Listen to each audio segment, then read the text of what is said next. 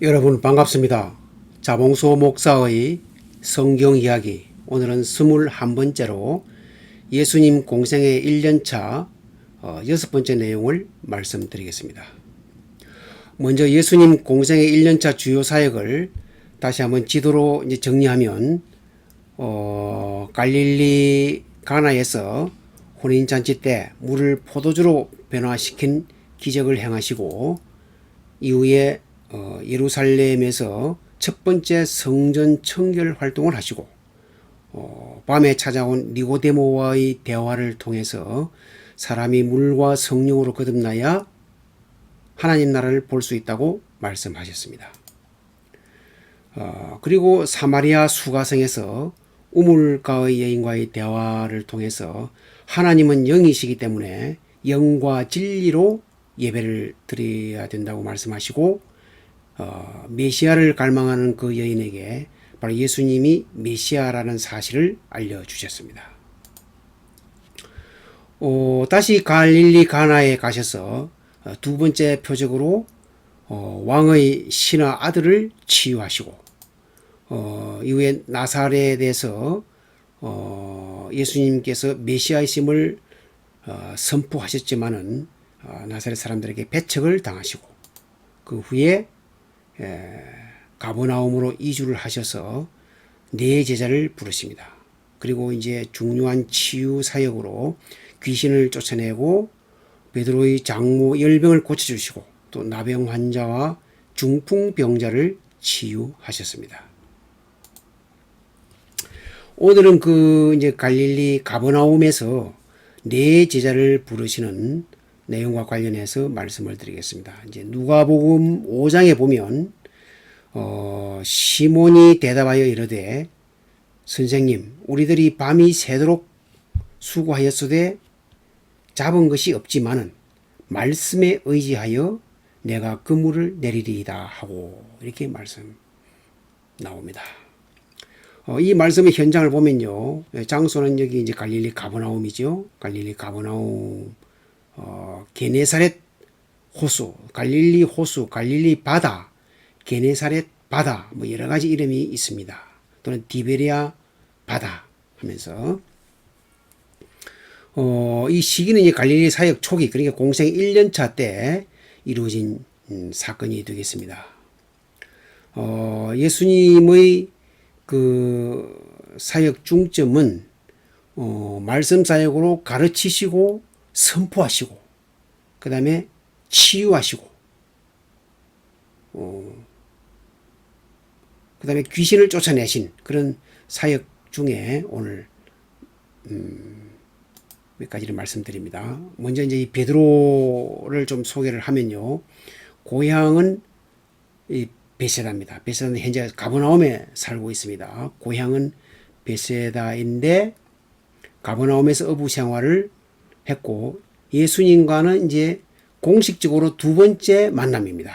1차 때는 요한복음 1장에 보면 안드레의 전도로 예수님을 만나는 장면이 뭡니다. 요단강 동편 베다니에서 만났지만은 그때는 이제 좀 일시적이었고요. 이제 이 가버나움에서 오늘 정식으로 다시 만나는데, 거기 계속 어부 생활을 하다가 이제 예수님을 만나게 되었습니다.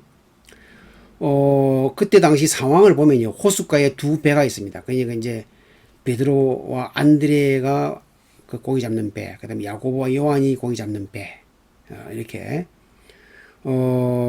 이 게네사렛 호숫가는 호수라고도 하고 바다라고도 하고, 근데 이제 명칭이 갈릴리, 긴네렛, 디베랴, 뭐 여러 가지 이름으로 이제 그 이름을 부르고 있습니다. 이제 금방 돌아온 두 배인데요. 그러니까 이제 밤새도록 고기잡이를 했는데 헛수고였습니다. 한 마리도 잡지 못한 그 두 배를 이야기합니다. 이제 그랬는데 그 예수님 마침 오셨어요. 그런데 예수님을 따라 수많은 사람들이 또 그 말씀을 듣기 위해서 그 따라왔습니다. 그 이제 바닷가에 수많은 무리들이 있으니까 예수님께서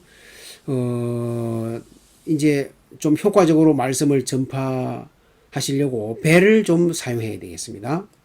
그 이제 배를 타고 그 육지를 향해서 말씀하시면 그 이제 해풍 이제 뭐냐면 바다에서 육지로 이제 아침에는 바다에서 육지로 바람이 불고 저녁이 되면 산에서 바다로 바람이 불고 이렇게 이제 되는데 아침이기 때문에 해풍이 붑니다.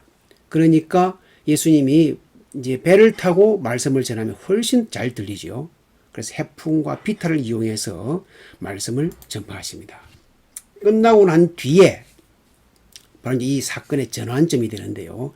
예수님께서 베드로에게 깊은 데로 가서 그물을 내려 고기를 잡아라 이렇게 말씀을 하십니다.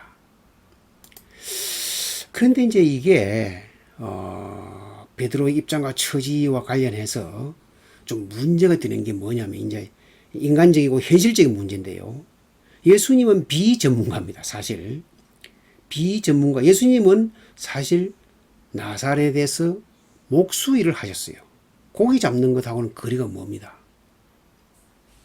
그런데 베드로는 어려서부터 어부였습니다. 잔뼈가 굵었죠. 아주 전문가입니다. 바닷가 태생이고요. 그러니까 훨씬 고기 잡는 기술이나 지식은 베드로가 많습니다. 그리고 지금은 또 어떤 상황이냐. 그 전문가도 밤새도록 고기잡이 했는데 헛수고했습니다. 그래서 이제 그물을 깨끗하게 씻고 수선해서 이제 집으로 가려고 하는 그런 상태이기 때문에 또 그물을 던지면 새로 또 이제 씻고 수선하고 해야 되는 그런 문제가 있습니다. 그래서 이 베드로가 이제 고민이 되는 거죠. 예수님은 경험도 없고 목수인데 그리고 투망 그물을 이제 던지는 그 장소도 깊은 곳에 던지면 안 되는 건데 전문가 입장에서 봤을 때. 그리고 또 시간적으로 고기잡이 최적 시간은 가장 적당한 시간은 밤중입니다. 그런데 그 밤에도 사실 고기를 못 잡았어요. 지금 아침이야. 고기가 없어. 그리고 그물도 깨끗하게 씻어 놨어. 참 그 순종하기 어려운 그런 명령이에요. 그리고 뭐 자기는 자기라 치고 다른 안드레 또 야고보 요한 다른 동업자들이 동의하기가 참 어렵습니다. 누가 봐도 상식적으로 안 맞기 때문에. 그런데 이제 베드로가 결단을 내리죠. 바로 그런 상황에서 베드로가 결단을 내립니다. 그러니까 나의 경험, 나의 지식, 나의 경륜 가지고 안 될 때가 있습니다. 그러니까 베드로가 그래가지고 밤새도록 헛수고한 것을 안 것이죠. 그래서 말씀에 의지하여. 그러니까 이때 말씀에 의지하여라는 것은 베드로의 전문성이나 자존심, 체면 다 이제 뒤로 하고 오로지 말씀에만 순종하겠다 그 생각입니다. 그래서 여러분 이제 베드로가 하는 말이 그 주어가 좀 바뀌어요. 그러니까 이제 우리들이 했다가 내가 이렇게 바뀝니다. 뭐냐면 베드로가 예수님한테 우리들이 밤이 새도록 수고하였지만 잡은 것이 없었습니다. 이때는 우리들이 이야기했습니다. 뭐냐면 경험, 전문지식, 경륜 매우 중요하지만 다 헛수고였죠. 그런데 말씀에 의지하여부터는 내가 이렇게 합니다. 우리들이 아니고 내가 그물을 내리리이다. 그러니까 이제 나의 전문성, 나의 자존심, 나의 체면 다 버리고 말씀에 의지하겠습니다. 이것은 여러분들 이제 구약에 보면 나만 장군이 그 엘리사가 요단강에 7번 씻으라 할 때 내 생각에는 이렇게 이야기하죠. 이건 정반대가 됩니다. 말씀에 의지하여 이렇게 됩니다. 그래서 순종을 했는데 그 결과가 어떻게 되느냐. 고기를 잡은 것이 심히 많아. 상식을 초월하죠. 그물이 찢어지는지라. 완전히 상상 초월의 분량입니다. 그러니까 경험, 지식, 경륜 다 필요가 없죠. 그래서 다른 배의 동료들 도움을 요청합니다. 그러니까 야고보와 요한이 타고 있는 그 배를 같이 동원합니다. 그래서 두 배의 채움에 잠기게 되더라. 그러니까 야고보 요한의 배까지 다 동원했는데도 고기가 너무 많아서 물에 잠기게 되는 그런 어마어마한 분량의 고기를 잡게 되었습니다. 이것이 바로 순종의 결과입니다. 그런 면에서 보면 예수님의 능력은 절대적 초월적 능력이다. 그리고 불합리하고 부적합한 상황, 상식을 초월한 그런 상황에서 예수님의 능력이 나타난다 하는 것이고, 예수님의 시각은 고기가 있고 없고 이게 중요한 게 아니죠. 시몬 베드로의 심중과 믿음, 이게 중요한 거죠. 천지를 창조하신 분이 고기가 있고 없고 무슨 의미가 있겠습니까? 시몬 베드로의 심중과 믿음이 중요하다 하는 것을 말씀하신 거죠. 그래서 이 베드로가 예수님을 향하는 그 호칭이 변화가 됩니다. 처음에는 예수님이 지시하실 때는 선생님이라는 말을 썼죠. 그런데 그 기적이 일어나고 난 이후에는 주여 이렇게 바뀝니다. 그 후에 예수님이 이제 십자가에 죽으시고 부활하시고, 그다음에 오순절 성령 강림 이후에는 베드로가 설교로 3,000명을 회개하는 그런 역사가 일어났습니다. 이것이 바로 베드로의 변화입니다. 결론적으로 말씀드리면 예수님의 능력은 상상을 초월하고 순종만이 기적을 가져온다고 말씀드릴 수가 있습니다. 감사합니다.